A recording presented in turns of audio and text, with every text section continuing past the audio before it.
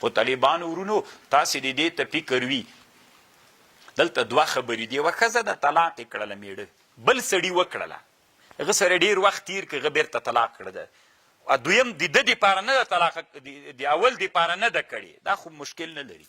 کله کله طالبانو ورونو داسې چل کېږي اولیني سړي څوک وکړله؟ ښځه طلاقه کړله. اولیني سړي ښځه طلاقه کړله، غواړي چې همدغه ښځه بیرته وکړي، نو اولیني څنګه کړله؟ حیله ورته جوړه کړه، بلکې ویلې تا ته به یې زه په نکاح درکمه.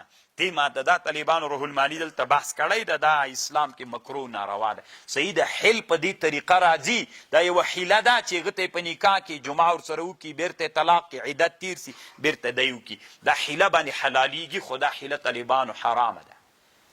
څو وجوهات د حرمت سته پکې طالبانو روح الماني هم دلته ذکر کړي. ابن الحمام، حتی ابن الحمام یوه خبردام کړې ده، ګوره تاسې دې فکر وي دغه ښځه څوک په نکاح کوي؟ ولي څوک ده؟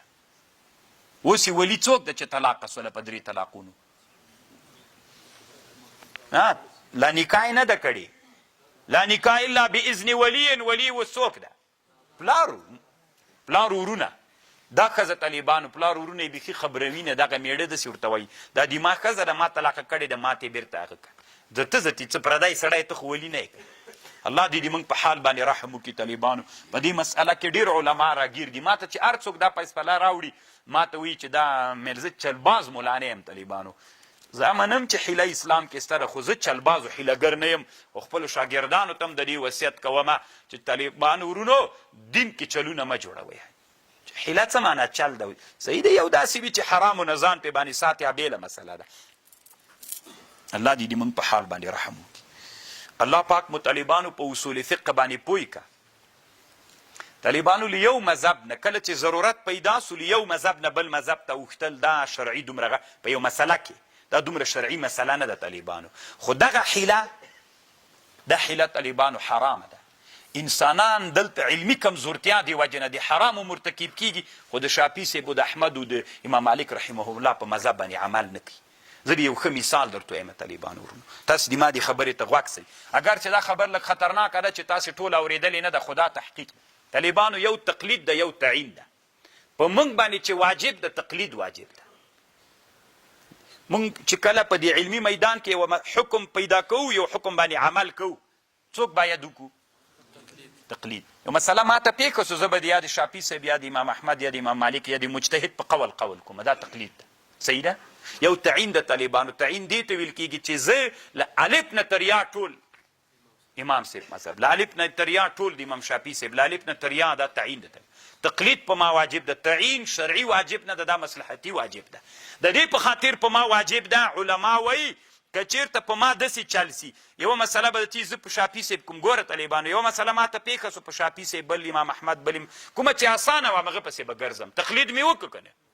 خپله خو مې نه ده کړی په شافعي صاحب په وینه باندې، په دا بل کې د احنافو، په دا بل کې د، خو ما خو تقلید وکړو، په ما دا واجب و. که تعین په ما واجب نه سي، دین نه به یو ملعبه جوړه سي. علما وایي مصلحت واجب مصلحتي ده. که صحیح ده، واجب مصلحتي ده. اوس د ما خبرې ته غوږ سه.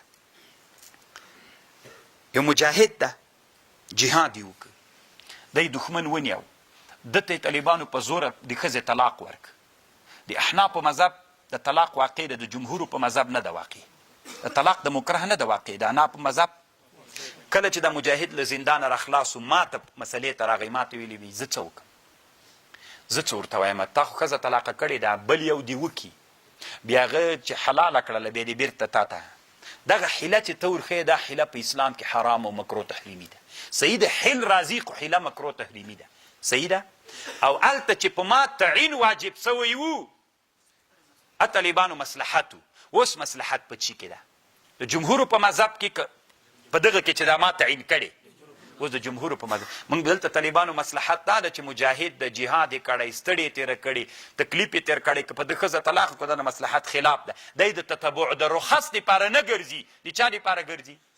مصلحت. وایي د په حق مصلحت تا دی، تا ته بس د جمهورو په مذهب فتوا ده، ښځه دې بیخي طلاقه نه ده. خو دلته طالبانو انسانان د چا مرتکب کېږي؟ د علما، دغه حرامو، د حیلې خو دومره نه کوي طالبانو چې جمهورو په مذهب باندې سره له دیناري وایي 4 مذاهب حق دي. نو چې حق دي، کله چې مصلحت زه د دا تعین چې په ما واجب سوی د مصلحت دپاره که ما باندې تعین نه وای په ما یې داسې کړي وای چې تا باندې تنا تقلید واجب ده تعین نه ده واجب کله چې یو مسله درته پیښه سوله په شافعي کوه کله احمد کوه کله مالک کوه کله امام کوه کله په پلانکي کوه نو خو ما خو بیا هم تقلید کړی زه مقلد یم خو صرف مې څوک نه ده کړی تعین ولې په ما واجب سو مصلحت ته پکې نو اوس په دغه مجاهد کې نه چې ښځه پې باندې طلاقه کړې ده په دې کې مصلحت شي الله مو طالبانو پوی که الله مو د علم میدان ته راوله زه خپله تیر شل کلن جهاد کې مې طالبانو په سلګونو که ووایم مجاهدینو ته مې د دې فتوا ورکړې او الحمدلله د دې افتخار لرم ځکه په علمي میدان کې په دې مسئله باندې پوه یم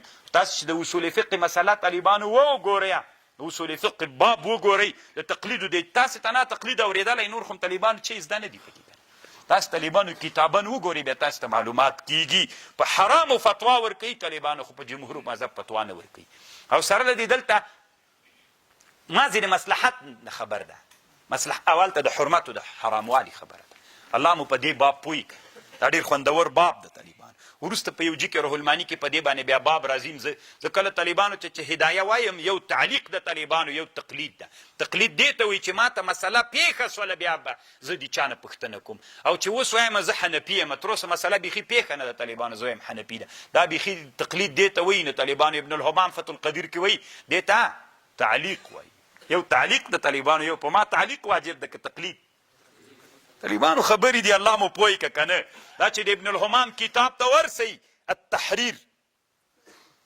التقریر والتحبیر علی التحریر بیا به طالبان تاسې پوه شئ نو خو تاسې میبزي باندې وخت تېر کړی نو په دې شیانو باندې څه پوهېږئ هره خبر درته وابۍ وابۍ کېږي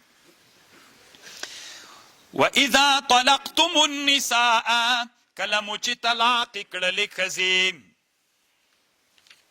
کله مو چې طلاق کړلې ښځې فبلغن اجلهن بیا راورسید موده یې فامسکوهن بمعروف او صرحوهن بمعروف ولا تمسکوهن ضرارا مې بندوئ بعضو به داسې کول طالبانو ښځه به کله چې هغه کړله طلاقه کړله ستې بیا همداسې زنډول دغه زنډول به یې دې ته یو قسم ضرر لتعتدوا چې تاسې تجاوز وکئ ومن يفعل ذلك فقد ظلم نفسه ولا تتخذوا آيات الله هزوا واذكروا نعمة الله عليكم ذکر کئی نعمتنا دا اللہ چی پتاسی کڑی وما انزل عليكم من الكتاب والحکمة يعظكم به اللہ پندر کئی تاسی تپدے واتقوا الله واعلموا